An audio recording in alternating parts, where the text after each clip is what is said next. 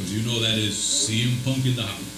All right, ladies and gentlemen, welcome back to our last segment of the Few Show. So this is a special segment here. Is going to be the first time, and these are personal segments. One we have Jeremy here, and the next one is going to be with Rick Hard. And these are new segments that we've just added to the show. Huh? I don't hear anything. Okay. Oh, you don't hear anything? Can you hear me? Testing, 1, 2, 3. So we're going to go ahead and start off here with Jeremy, and this one is called A Few Thoughts with Jeremy. So Jeremy, how you doing, brother? Good. How you doing, my friend? All right. Welcome to Thank you. Good to be here. Really appreciate you being here.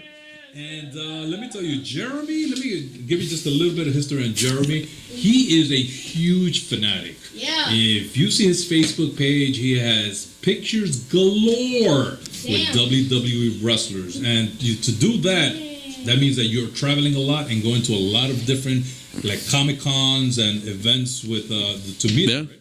Yeah. So when did you start watching wrestling? So we could get a little bit of insight on, where this all started. 7 years old. Hulk Hogan beat the Iron Sheik. I was hooked. Wow. And that's kind of the epitome of the beginning of Hulkamania. Yeah. And that's when it started. So it grabbed you too. it got me. The mania. All right. I definitely remember that moment. That was really amazing. So we're gonna go ahead and begin here. Jeremy on his group page went ahead and let me commend you on your group page. You have a lot of great participation there, and the contest that you put on there, the Pick'em contest. I've been on 2 of them, and I really enjoy it. Even though I've gotten like last place, but I try my best. That's all you're supposed to. So let's go ahead and go. You started. The last one was the Pick'em for the Royal Rumble. Yes. So how did that go? How much participation did you get on it? Great participation, but the exciting thing was this was like unlike any other contest because Why? I'll tell you why. Every year going to the Rumble, you have an idea who might win. You might have 2 or 3 guys you can narrow it down to. This year there was no clear-cut idea. Okay. This year you really had to go off a guess, which made it great. All right. So we had about 20 people participate. Wow. So shout out to everybody who participated. That's a lot Thank of you. participation. Thank you to Bogey for participating. I tried my best. I think I got 2 out of 8, but Really, that's you did better than that. But the significant thing about this contest this year was nobody guessed the Rumble winner. And as you guys know, the Rumble winner was My friend Brendan McCoy, who actually celebrated his birthday yesterday. So happy birthday! And congrats awesome. On, Happy birthday, on brother. winning the contest. Yes, great picks. So Randy Orton, and My favorite wrestler. literally, out of nowhere, he came and he took it all. And of course, can we talk a little bit about entry number 30? Entry number 30, yes. It was hilarious. So entry number 30 was? Roman Reigns. How did you feel about that one? I'm a huge Roman fan. I loved it. Okay. For me, you couldn't ask for a better scenario with the 1 and 2 Orton at the end. Yeah. Now, let me tell you this. If you look in social media, there's a few videos out there of people actually recording themselves. Yes. Can you see his face? Roman Reigns fan. A few fans out there, they recorded and they put someone put a compilation of when number 30 was being announced, the faces dropping, the cursing, the wrist slitting. It was bad. It was crazy. It was bad. Vince got what he wanted there. And If it goes viral, he's done his job. Yeah, that's for sure. But and why do you think Roman Reigns got that type of of attention? I mean, we're going to touch on this later, but just to get into it, I think it's because he had already wrestled that night. Yeah. So people did not factor him into the Rumble. Yeah, One that's did. true. That's true. So there you have the Royal Rumble winner from the Pick'em that Jeremy put on. Again, it was very exciting. I can't wait for the next one. Yeah. And I'm gonna try my best. And I try to go on gut feeling on this. My pick for the winner. Okay, and please don't laugh, but I was thinking outside the box, and. No, I didn't think it was Captain Bogey because I was over here in Miami. I picked Big Cass. Yeah. Was not a bad pick. Well, you know what? I was thinking, okay, last year we've seen, the tag team with Enzo. He's kind of done a few solo matches. He's a big guy. Vince McMahon likes big guys. He looked like someone that can start getting a sort of push. Maybe it was too early for me to jump the gun, but I was thinking, okay, what would be an upset? Even though, of course, Randy Orton was an upset, but what would be a huge upset that Vince McMahon said, they will never guess this one? So I picked Big Cass. I thought it was a great pick. I really did. Well, I appreciate that. All right. I mean, those of you that are laughing, all right. So let's go ahead and go into the second part of your thoughts, and we were talking about the Roman Reigns. Right. I decided to pose a question to some of my good friends in the wrestling community because, besides the fact I'm a huge fan of the guy, and I will tell everybody that till the sun comes out. Yes. I don't understand why there's such hatred for the guy. It's unfortunate. There you go. I think some of them are here. Everywhere you go, you're going to find those people. But this only happened on one night in Philadelphia, Pennsylvania, at the Royal Rumble, 2015. Nobody hated him before that. For those who didn't watch it, what exactly happened? Roman won the Royal Rumble. There was some backlash because they wanted Daniel Bryan in there. And the Philadelphia crowd, which is known for booing, they're notorious for it, did not like it. And as Michael Hayes said to Roman after the show, one city doesn't determine the opinions of the world. But it carried over. And carried over. Yes. Unfortunately. On TV, at live events, he's cheered. Which really? Is he's cheered. Oh, yeah. He gets big cheers at live events. So I think it's like the cool kids. Some of the studio audience is not agreeing with that. Because we're on TV, they're booing. Because we're on TV. All right. Well, okay. So I remember Daniel Bryan when he got thrown over the rope. Right.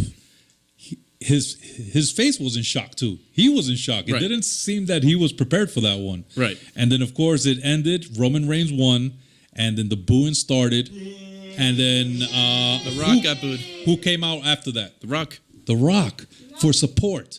Familia, sangre, blood. I smell what he's cooking. Yeah, but actually that night, nobody was really smelling what he was cooking. No, he didn't. He handle didn't that get well the normal ovation that he usually does. Right. He was trying to help Roman Reigns, but it didn't really seem to help that much. No, there was nothing. There was nothing Roman could have done that night to get cheered. Yeah. He could have speared Stephanie. He could have done anything. It would not have helped him. All right. So now let's talk about how that's carried over up even up until this day. Right. Roman Reigns. Me personally, I think that, you know what, he just naturally, everyone is just used to the booing. Okay, just like Daniel Bryan comes out, everyone's used to yes, Right. yes. Now, okay, watch this one. Watch. Okay, everybody's listening. Now, if Kurt Angle came out, what would you guys be saying? No. You suck. You suck. Yeah, exactly. Even though he doesn't suck. Okay, so I think, unfortunately, You suck. yeah. You suck. Even though he's going to get into the Hall of Fame, but that's the chant that they're probably going to give. Right. It He's an doesn't Olympic matter. gold medalist, but hey. Exactly. So Roman Reigns, anytime he comes out, it looks like it's just going to follow him, and he's going to get the boos no matter what he does. But let's be realistic. He's a really good wrestler. Yeah. He's got a great look. I mean, whether Great you like look. Microphone skills is getting much better. Yeah. Okay, than a while ago. So all right. Well, we're going to go ahead and finish this segment here with Jeremy's a few thoughts with Jeremy. So thank you so much for being here with me. Thank you. Really appreciated it. Thank you. Looking forward to the next contest, and I'm going to try my best to win that one. It's going to happen. It's going to happen. All right, brother. All right, Thanks man. so much, Thank man. you. Appreciate it. All right. All right. So we're going to bring in, at this point, our next and last segment of the evening, Rick Hard. All right. How's it going, Captain, bro? how you doing? All right. Be here. I feel like I'm in the Matrix movie, man. Are you going to pull some moves on me? Maybe. You look dangerous. We'll see how this goes. Well, this segment here, okay, is hosted by Rick Hard, and this one is called The Few at War. Yeah. And we're about to get serious here. All right, picture up. All right. So, could you explain a little bit about what this segment is going to be about and how we're going to go forward with it? The idea behind the segment is I have an idea of how or what can be done to improve a character or make the wrestling so much more interesting. Okay. And wrestling's a really great sport. Let's be honest here. Last Sunday, Agreed. piece of wrestling history was made when John Cena tied Ric Flair for the World Heavyweight Championship at 16. And you guys boo. Not too many And fans. yeah. There you Not go. that many fans. Not too many Not fans. that many here. fans. Not that many fans. But it's normally 50-50 whenever he's in the arena. So I guess you Exactly. guys aren't exactly the majority all the time. Oh. Now, I wonder how the reaction is for John Cena if he were to, let's say, join the dark side. Yeah. Yeah. Yeah. I mean, then those people who boo him would probably... Would love him. Yeah. Yeah. Okay. And I would be one of those. Or it would depend on how it's done. It would depend on how it's done, though, because they might still boo him even if he's the bad guy. You know, But when it comes to John Cena, we need to really be honest here. There needs to be some kind of change. For over a decade, he hasn't really changed his character. He hasn't even changed his theme song. that's true. And That's name true. me any other character that's not changed a bit in over a decade. Okay, well, and one of the top draws, of course, Undertaker. He has gone through quite a few transformations, American and Badass, he's kept it strong. Deadman. But you know, I mean, John Cena, you know, he has the popularity. I mean, does he really need to go to the dark side? Well, I mean, I mean, would it really be a bad move if it's done properly? Well, you know what? He has the shirts. He has the kids that follow him. He has his theme song. Why change it? He has the momentum. He's one of the top sellers of merchandise. Now let's talk about merchandise. Why for a mess moment. around with a good combination? Let's talk about merchandise for one moment. Little known fact. Uh-oh. Few know this. Top merchandise sellers, along with John Cena throughout history, are Hulk Hogan, Okay, Stone good Cold guy. Steve Austin, and The Rock. Okay, weird guy. Even good during guy. their heydays, when Austin turned heel in 2001, do you think his merchandise sales dropped that much? It probably skyrocketed. Has The Rock ever been a heel? What? Yeah, how many what shirts? How many what shirts sold? Probably millions. Probably a lot, yeah. The Rock, when he turned heel and he went Hollywood, do you think he lost on shirt sales?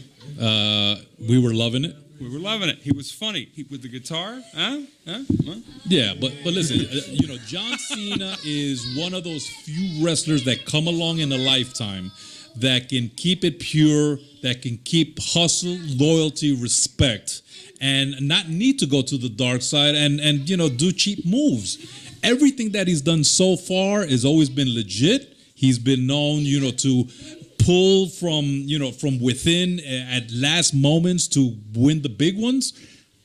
Why? There's no need for him to go to the dark side and become a bad guy. If you really think about John Cena right now, yes, he has all those characteristics, but so many times it's been teased, and some of those stories have actually been his biggest, most intriguing stories. You had in 2010 when he joined the Nexus. You had in 2011 when Summer of Punk. Yeah. Well, what was everybody worried about going into Money in the Bank in 2011? That there was going to be a screw job, that Vince McMahon was going to pick the face of the company, screw CM Punk out, and Cena would be by default the heel. Exactly. In 2012, you had when he went up against The Rock in his hometown, and he lost at WrestleMania once in a lifetime. And everybody said it's going to be a downward spiral, and this is going to be the point where John Cena becomes a bad guy because he just didn't beat The Rock, and he put so much pressure on himself. That's true. Then you had in 2013. But it didn't happen. It didn't happen. So many times we get teased, and so many times it doesn't happen. But there is a catalyst in Cena's character, if you really think about it, for John Cena to turn heel. Talk to me under about the right circumstances. So here's the thing about John Cena's character. John Cena's character, if you ever pay attention to him, what's his motto? Never give up, never surrender, Rise above Hustle. hate, all hustle, loyalty, respect. Respect. Respect. Now, every time that John Cena puts pressure on himself to do something and he comes up short, what happens? Well, he usually beats the odds. He usually beats the odds. Super Cena. Yeah, I mean, he does lose. But He does lose. Yes, he does lose. Keep it He real. does lose. Anybody who says John Cena hasn't put over people has not been paying attention to John Cena's career. I agree with that. We can definitely agree. I agree with that. Now, He has guys a few he times has here guys. and there. Let it go. Let it go. Now, the thing about John Cena is, let's pay attention to The Rock. What was it? Once in a lifetime? Was it actually once in a lifetime? And then twice What in a did- lifetime. Yeah, Come on, twice in a lifetime. Double that. What happened when John Cena lost to The Rock the first time? It ate away at him. What was the very first thing he said after he lost? He said, "I'm going to win the championship," because The Rock came out and made an announcement and said, "I'm going to face the champion at WrestleMania 29." So John Cena put